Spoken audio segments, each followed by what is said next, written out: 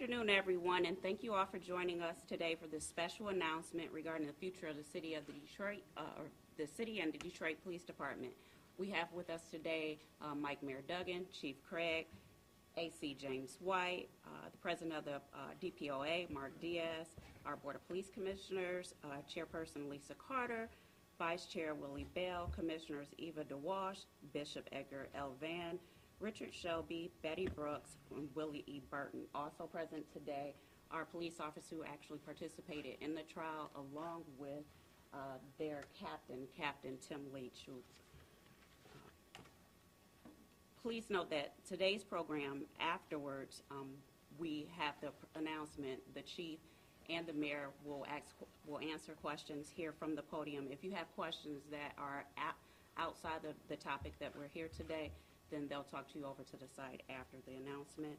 Now bring up Mayor Mike Duggan. We were here last spring and promised to do a 90-day trial of the body camera technology to make a decision as to whether to move forward with a full body camera rollout for the Detroit Police Department. I want to thank the officers who participated in that trial. We got a great deal of feedback from them, and from Assistant Chief White, who has led this process from the beginning.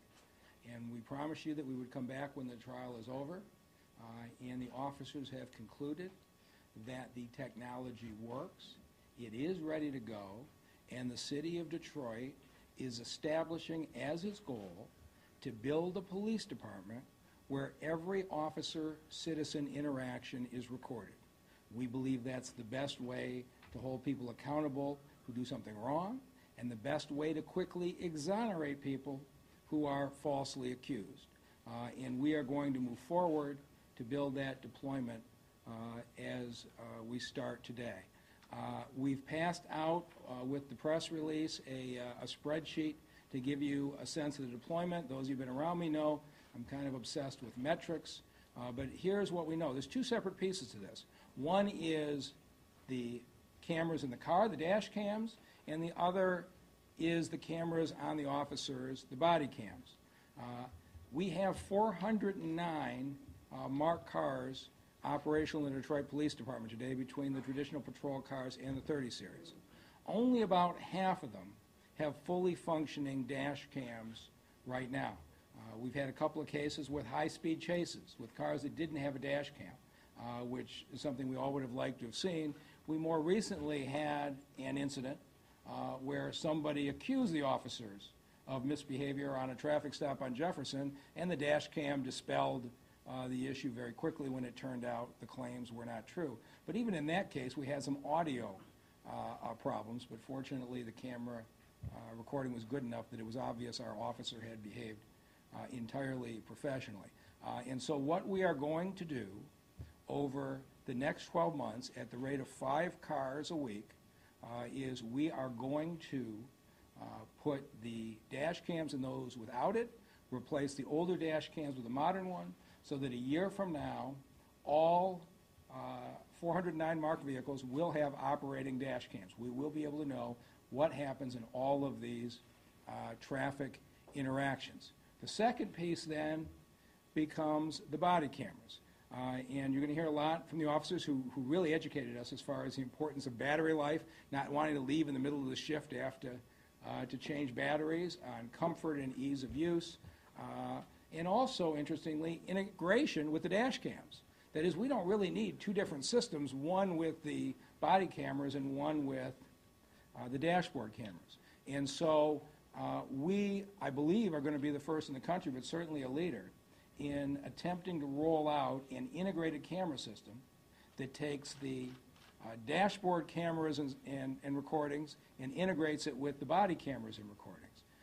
And so this fall, our officers will be testing an integrated dash cam product, and we expect that early in 2016 we will start to deploy the permanent body cameras at the rate of 100 officers a month until all 2,500 officers in our patrol and special units are live. And then within 3 years, we will have a police department where all of our officers and all of our cars that are interacting with the public are recording those interactions in an integrated fashion. We are going through the procurement process now as far as selecting the vendor. The officers are having significant input in that, and we expect in September to be making a recommendation to both the Detroit Police Commission and the Detroit City Council on a vendor and on a direction. I've had a lot of conversations with police commissioners. You're going to hear from the commission chair shortly, but the police commission has been very supportive of the body camera initiative from the beginning, and I expect them, to act on our recommendation relative to the rollout. From the very first conversation I had with him, Chief Craig was enthusiastic about setting a standard nationally for transparency. And the chief has pushed this from beginning to end. He's pushed it in partnership with the unions, in particular Mark Diaz and the Detroit Police Officers Union, and that's allowed it to move more quickly. But this is a police chief who believes in transparency and accountability, and he's going to get that done. And with that, I'll introduce our chief, James Craig. Thank you, Mr. Mayor. As the mayor pointed out, I'm extremely excited. When you talk about bringing in new technology, but not just any kind of technology, I'm talking about technology that enhances transparency, it certainly fosters and improves and continues to improve our relationship with the community. It's no secret when you look across this nation, many departments, many cities are grappling with relationship with the community. And the reason, because of, in many respects, the absence of transparency. And certainly, this is an opportunity for us to be a national leader in policing when you talk about a fully integrated system. There's no other major city to date that has such a system, and we can be that leader. But all it will do, it will continue to build that relationship. So when I started to reflect back on my time, and one comes to mind in Cincinnati when I was a police chief, we had a tragic shooting of a 16-year-old. Fortunately, there was some video, but it was a video from a building. And so when the media played this tragic situation, certainly it left many to wonder whether or not the police officer executed. It was only by the hope that there was additional video that I acquired, made available to both the media and the family. It was at that point that we were able to have a successful resolve. And it's no secret that Cincinnati was then on the heels of some very tragic events that led to a civil unrest. So when I look at this technology and look at what it can do, it certainly gives us an opportunity to continue to build those relationships, not only, again, to foster goodwill with our public, transparency, but also exonerate officers when accused of alleged misconduct. And lastly, the thing that I really want to stress, and this doesn't happen in most cities, but it's happened here in Detroit, but certainly I want to applaud the leadership of DPO President Mark Diaz. And why I want to applaud his leadership, because it's not common in other places where the union president and the police chief are working together on a tool such as this that can both bring about enhanced relationships with our community, but also an opportunity to exonerate officers for frivolous complaints. So with that, I'm thankful, I'm excited, and at this point I'm going to turn it over to Assistant Chief White, who will talk in more detail about the deployment. Thank you, Chief. Good afternoon. As the Chief and the Mayor indicated, this is an exciting time for the Detroit Police Department. We're very excited to be on the forefront of this type of technology. Over the next year, we're going to aggressively go through the process of putting this process into place, starting with, as the Mayor indicated, a presentation to the Board of Police Commissioners, as well as a presentation to City Council with regards to which vendor we choose. Then we will proceed to set up the unit that's going to manage the process, because as you can imagine, there's going to be a lot of requests for videos. There's going to be processes that have to be put in place as it relates to policy and procedure. And the policies have already been prepared and adopted by the police department. And then the actual putting the process into motion will consist of our deployment strategy. We will identify 2 precincts and we will implement the technology at those precincts as well as the vehicles that are assigned to those precincts. And then at subsequent points or at various points, once training is concluded at a precinct, we will have another precinct that's in the training process. So simply put, each month we will have one precinct that's being deployed and one precinct that is in the training process to be deployed. And I will be available to answer questions at the conclusion of the conference, if anyone wants to get more detail. And with that, I will introduce President Mark Diaz.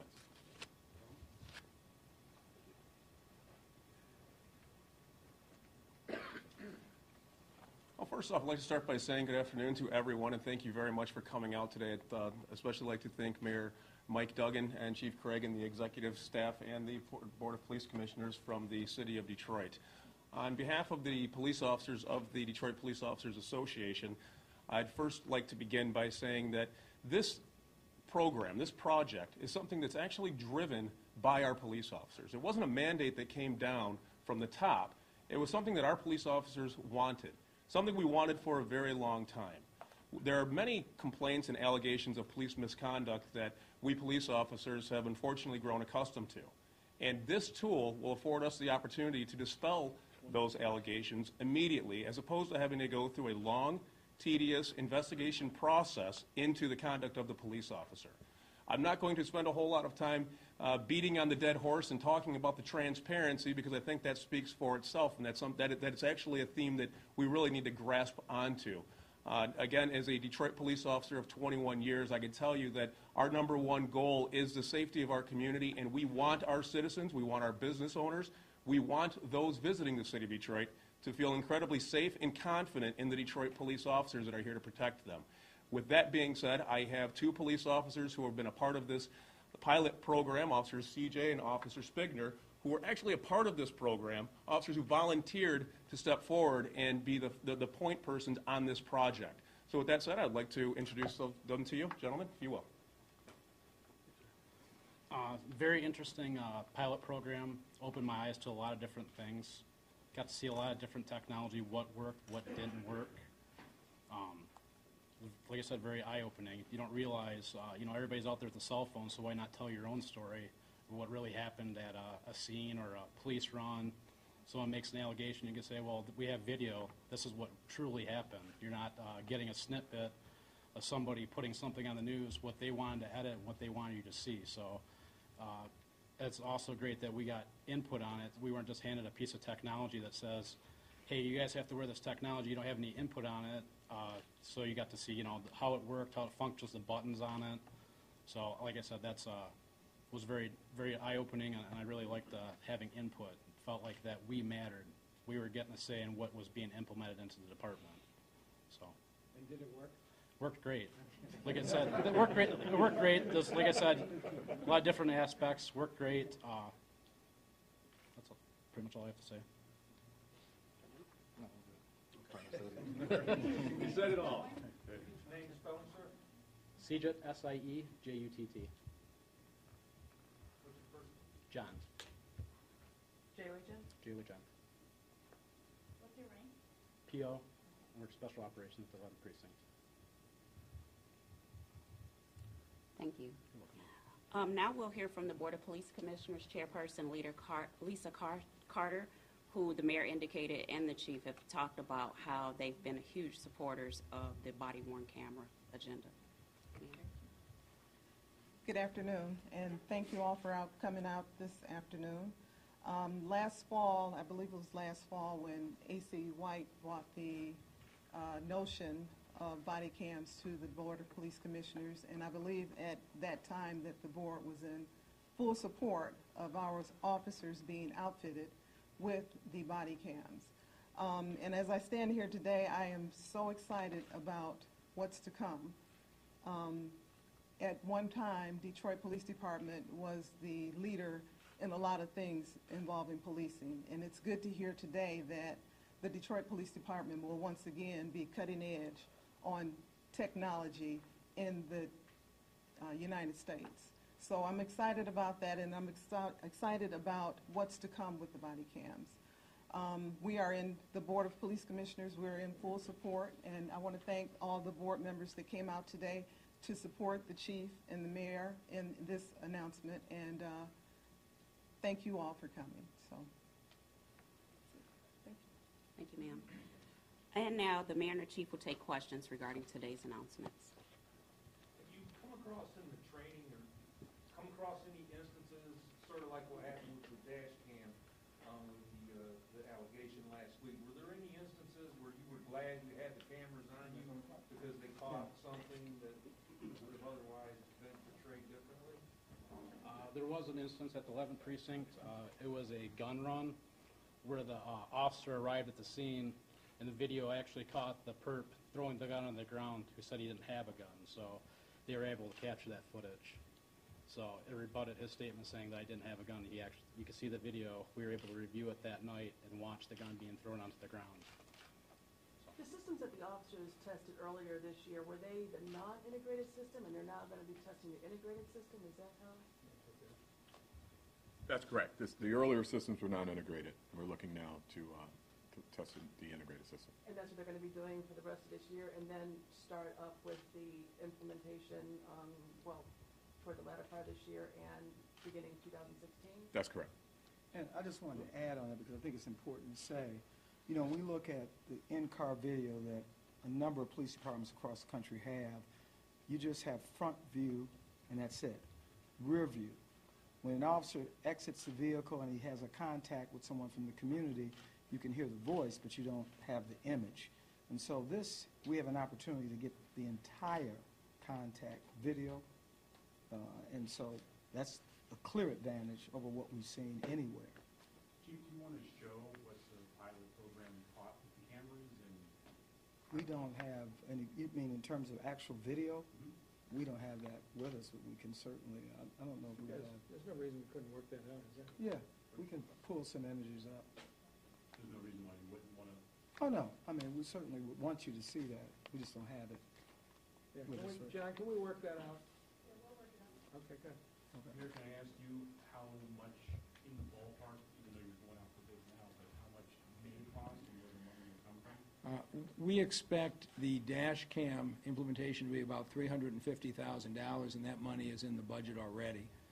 We are projecting the full implementation of the body cameras over the next 3 years to be about $3 million, and it will be funded by a combination of the police capital budget and federal grants. Is it that $3 million? It'll be $3 million over 3 years is what we project in the full rollout of the body cameras. Is it disappointing, though, that in 2015 we're talking about implementing fully functional dash cam cameras? This kind of seems very 2000. So, you remember, I was a prosecutor when the dash cams came in, and I was enormously appreciative, as every prosecutor is, of having the actual data. But, I mean, if you look at what happened in this city, I mean, vehicles weren't maintained, equipment wasn't maintained, fire hydrants weren't maintained. You can go right down the list. And so the reality is that we are rebuilding the city infrastructure in a lot of different ways. So the answer is yeah. Every time I call the chief and I say I want to see the dash cam video, and he says it was in a car that didn't have one, he's tired of listening to me be aggravated about it. But if you look at what happened over time, it was not maintained by the city. But I don't spend a lot of time complaining about what happened before. The interesting thing is this, that we started this trial on the assumption that we would have one body camera system and one dash cam system. And when you had an incident, you'd be on one computer looking at one perspective and on another computer looking at another perspective. As this came along, at the officer's suggestion and some of the further work that Assistant Chief White has done on the technology, we think it might be possible to have a single system where the dash cam and the body cams are integrated, stored on a single system. So as the chief says, you'll be able to see and hear everything together. So on one hand, do I wish we had kept it up? Absolutely. On the other hand, it may be a blessing in disguise because we may be the first one in the country to put in a fully integrated system. I'm always nervous when you're talking about being the first one in technology, which is why the officers are going to test it out this fall. But if we are, you could see the rest of the country coming here to see how to do an integrated camera system. And what Mark Diaz said is so true. I can't tell you how much it matters that the police officers themselves wanted this. They're coming up with the solutions. They're coming up with the policies. And so I'm confident this is going to go pretty well. And the camera in the car is just front-facing camera. Right. It's not a rear-facing camera also. It's just front-facing and then the body camera, correct? Right. Front and rear, Right. yes. Mayor, why not do this before? Before what? Before now? Well, so I was the person at the Detroit Medical Center that became the first one in Michigan to roll out 100% electronic medical record. I know what it means to roll out new technology. There's lots of examples, including in the city of Detroit, where people announced they were going to bring in the latest, and tens of millions of dollars later, they had a fiasco. And so we did this the way I believe technology ought to be rolled out. We tested it with the men and women who are going to have to use it. We got their feedback.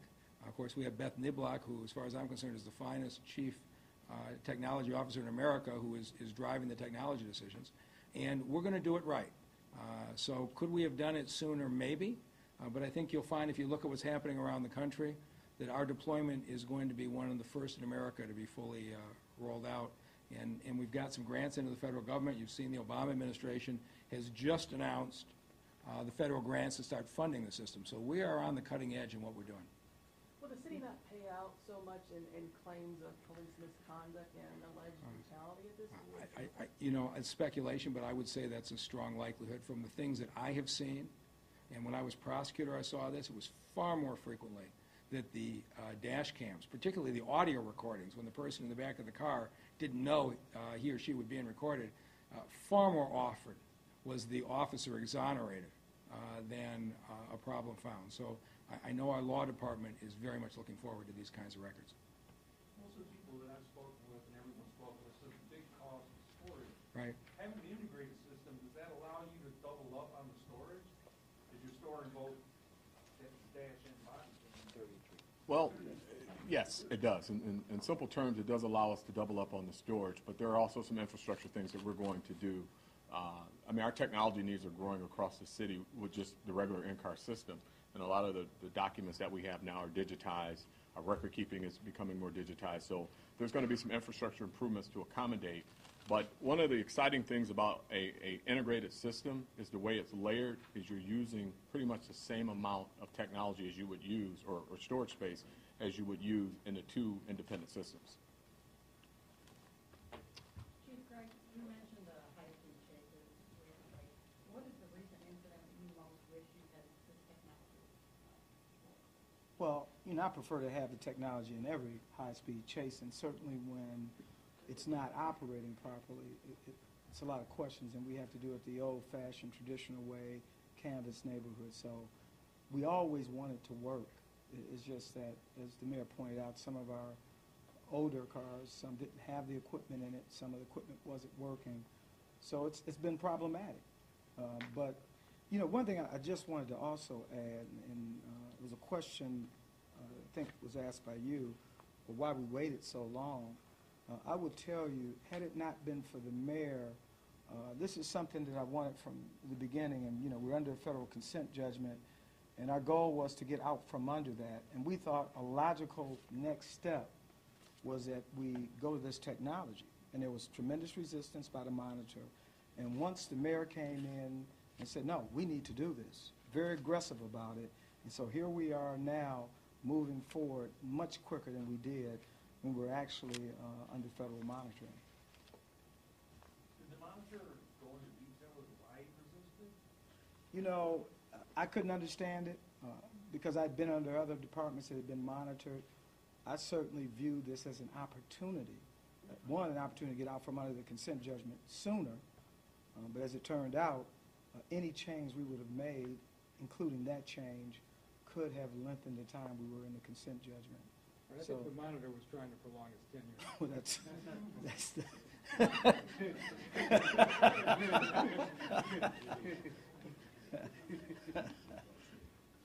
Anything else? Real quick, AC Whiter, about any revamping of the policies as far as going into people's houses. You said you had to redo some policies. Was that addressed? Yes, we looked at some agencies that had body cameras. There wasn't a lot out there. We contacted the International Association of Chiefs of Police, and we took a look at what's best practice, what's best policy, and then we developed our own policy. There will be considerations given to certain crimes. There'll be opportunities for complainants of crimes to ask that the video be turned off. We put some protection in there for the officer, though, where the citizen may ask that the video be turned off, but certainly we want that recorded for obvious reasons. We don't want the officers being able to shut the video off without following the appropriate protocols.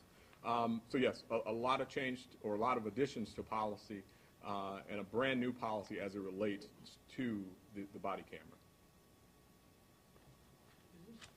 Is this available to the public to see as well? In other words, can we FOIA all of this? You could FOIA it, right? And if the prosecutor doesn't have it on hold, we'll respond to it as we would any other FOIA. But today, you can FOIA a dashboard camera. It won't be, the policy won't be any different.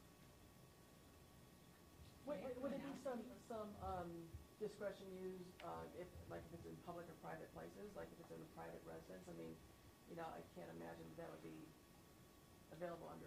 Yeah. So the FOIA laws allows personally sensitive stuff in any FOIA request to be held back, and that would be done. But it's not going to be any different. So I mean, how often do we get a FOIA on dashboard cams now? We've got that today. Quite a few. Yeah. Yeah. So policy won't be any different. I don't think we've had a problem with you as far as FOIA requests on dashboard cams. Okay. Thank you, everyone. Thank you.